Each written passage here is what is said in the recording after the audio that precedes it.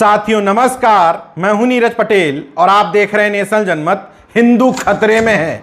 सारे हिंदुओं जाग जाओ, गर्व से कहो हम हिंदू हैं। कैसे गैर ब्राह्मण और खास तौर से पिछड़े दलित आदिवासियों के मन में यह भावना पैदा हो पाएगी कि यह धर्म जितना ब्राह्मणों का है उतना ही हमारा है।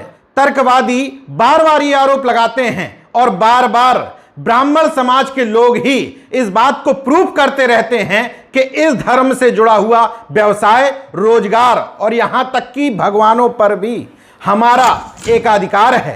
हालिया मामला तमिलनाडु का है। मुख्यमंत्री एम.के. स्टालिन ने पूरे प्रदेश के तकरीबन 36,000 मंदिरों में यह व्यवस्था की थी कि पढ़ने लिखने के बाद यानी कि पुजारी की ट्रेनिंग लेने के बाद एक परीक्षा कराई जाएगी और जो परीक्षा में पास हो जाएंगे वो भले ही ब्राह्मण हो या गैर ब्राह्मण, उनको मंदिरों में नियुक्त किया जाएगा। और ऐसा करना शुरू भी कर दिया था, मगर ब्राह्मण समाज के लोगों ने इस पर ऐतराज जताया और मद्रास हाईकोर्ट का दरवाजा खटखटाया। मद्रास हाईकोर्ट के चीफ जस्टिस मुनीश्वर नाथ भंडारी और जस्टिस एन माला की पीठ ने एक फैसला सुनाते हुए कहा, महिला या गैर ब्राह्मण व्यक्ति मंदिरों के गर्भगृह में नहीं जा सकता, ना ही विग्रह को छू सकता है। और यह व्यवस्था संविधान के हिसाब से नहीं बल्कि धर्मशास्त्र यानी कि आगम शास्त्र के हिसाब से दी गई है। मद्रास हाईकोर्ट ने निर्णय सुनाते हुए कहा, Tamil Nadu Hindi religious employees condition of service rules 2020 की धारा 7 और 9 जो पुजारियों की योग्यता, क्वालिफिकेशन और उम्र से जुड़ा है वो अगम शास्त्र से चलने वाले मंदिरों पर लागू नहीं होगा। वैसे तो देश के सारे कायदे, कानून और नियम संविधान के हिसाब से निर्धारित होने चाहिए, लेकिन चलिए ब्राह्मणवादियों का तर्क मान लेते हैं कि धर्म के मामले में धर्म शास्त्रों की ही चलनी चाहिए। तो फिर अगम शास्त्र में सिर्फ यह व्यवस्था क्यों की गई कि गैर ब्राह्मण और महिलाएं पुजारी नहीं बन सकते? सुप्रीम कोर्ट के मान्यों को यह भी बताना चाहिए कि अगम शास्त्र के हिसाब से चल रहे मंदिरों में ओबीसी, एससी, एसटी से दान दक्षिणा लेनी है कि नहीं, क्योंकि ये दान देंगे वो भी ईश्वर को छुल जाएगी, तो कहीं पुजारी और ईश्वर उनके दान से अपवित्र ना हो जाएं। इस फैसले पर वरिष्ठ पत्रकार और तर्कवादी विचारक दिलीप मंडल ने सवाल उठाते हुए लिखा, चाहे बद्रीनाथ हो या तिरुपति, वहां की मूर्तियों को ब्राह्मण के अलावा कोई छू नहीं सकता। जब इनका श्रृंगार होता है तो पर्दा गिरा दिया जाता है, सिर के घुंघराले बाल ना दिखें, इसलिए मुकुट से सर ढका होता है। इन मूर्तियों तक हर किसी की पहुंच क्यों रोकी गई है? इतना ढककर क्यों रखते हैं? वे अपनी ली हुई अंदर की फोटो ही पब्लिक करते हैं, आपको फोटो भी नहीं लेने देते अंदर। किस बात का इतना डर? कौन सी बात खुल जाएगी? ब्राह्मण धर्म की रक्षा का ठेका लिए फिर रहे गैर ब्राह्मण जरा देख लें कि उनको इनके मंदिरों में पुजारी बनने के लिए कितना संघर्ष करना पड़ रहा है। तमिलनाडु में 1970 में पेरियार रामास्वामी नायकर ने यह मुद्दा उठाया था। 1972 में दुर्मुख सरकार ने यह लागू भी कर दिया, लेकिन ब्राह्मण सुप्रीम कोर्ट चले गए, मामला रोक दिया गया। 10 साल बाद एम.जी. रामचंद्रन मुख्यमंत्री बने, उन्होंने आयोग बनाया और पुजारी की नियुक्ति के लिए ट्रेनिंग देने लगे। फिर से सुप्रीम कोर्ट ने उस पर रोक लगाई।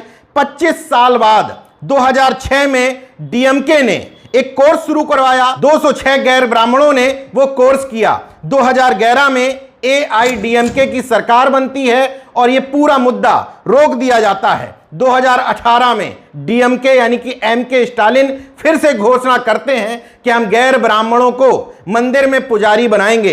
ये शुरू भी कर देते हैं, महिलाओं को भी पुजारी बनाने लगते हैं, लेकिन मनुस्मृति के नियमों के हिसाब से महिलाओं का, शूद्रों का जो सम्मान है, घोर जातिवादी ब्राह्मणों को उसका पालन तो कराना ही है। तो वो हाईकोर्ट चले गए और फिर से वहां व्यवस्था ले आए कि आगम शास्त्र के हिसाब से चल रहे मंदिरों में यह व्यवस्था लागू नहीं होगी। मेरा सवाल सिर्फ इतना है कि 2018 में जब सबरीवाला मंदिर के लिए सुप्रीम कोर्ट यह कहता है कि हर उम्र की महिला, क्योंकि 63 साल तक 10 साल से लेकर 50 साल तक की महिला को उस मंदिर में घुसने की इजाजत नहीं थी।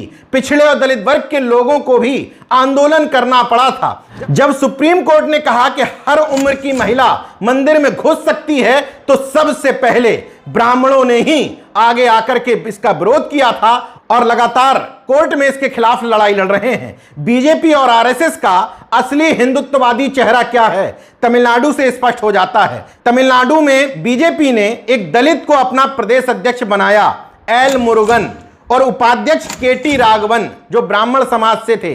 जब गैर ब्राह्मणों को पुजारी बनाने का मुद्दा सामने आया तो बीजेपी की लाइन क्या होनी चाहिए थी, जो प्रदेश अध्यक्ष तय करे।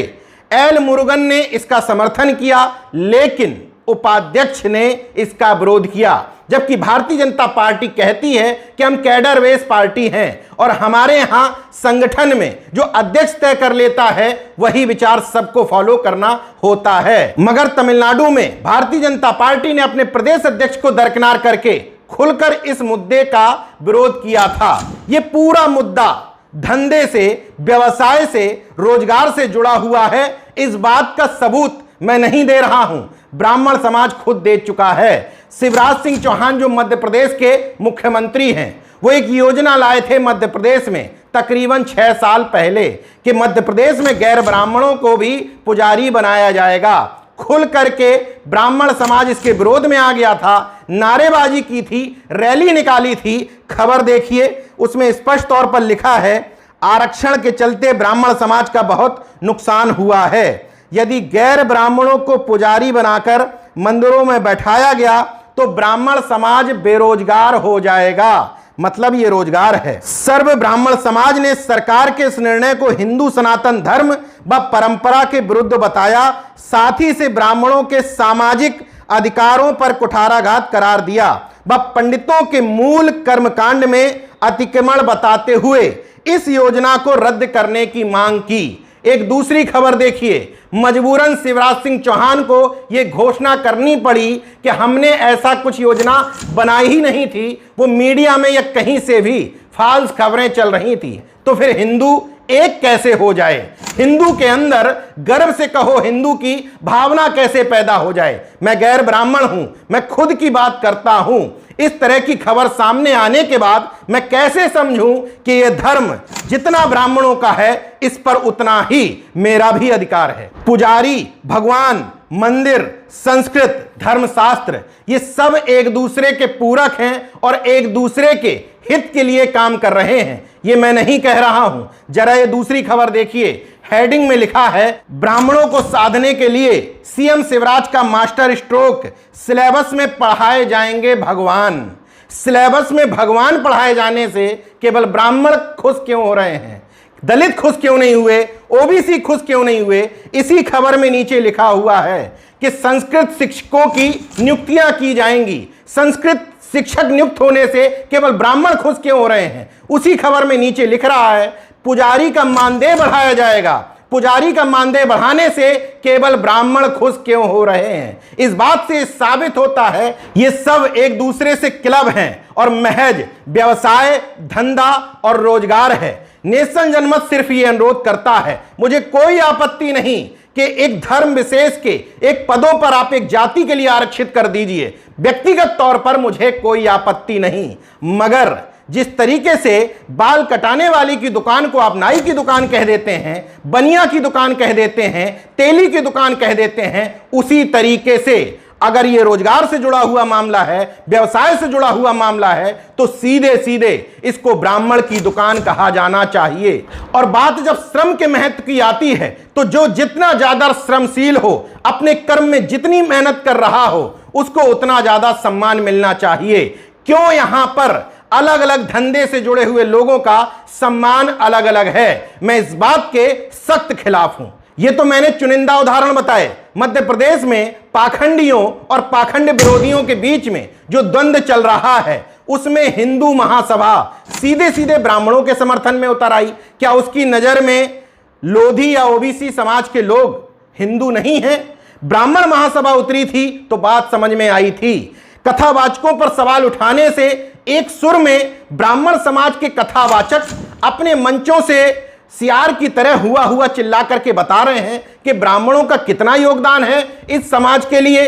वो कथावाचक अगर सर्व समाज का है तो एक जाति विशेष की बात उसको कथा के मंच से नहीं करनी चाहिए। मगर अफसोस सब कुछ देखने सुनने के बाद भी धर्म की अफीम चाटे हुए इस समाज को यह बात समझ में ही नहीं आती कि जिस धर्म की रक्षा के लिए वो अपने प्राण निछावर किए हुए है, जिस धर्म को बचाने के लिए वो अपना पैसा लगाता है, उसी धर्म के तथाकथित रक्षकों के द्वारा लगातार उनका सामाजिक आर्थिक शोषण करने के साथ ही साथ उनको नीच भी बताया जाता है, वो भी बकायदा कथा के मंचों से। खैर, आप ना समझने की आदत से मजबूर हैं तो मैं समझाने की आदत से।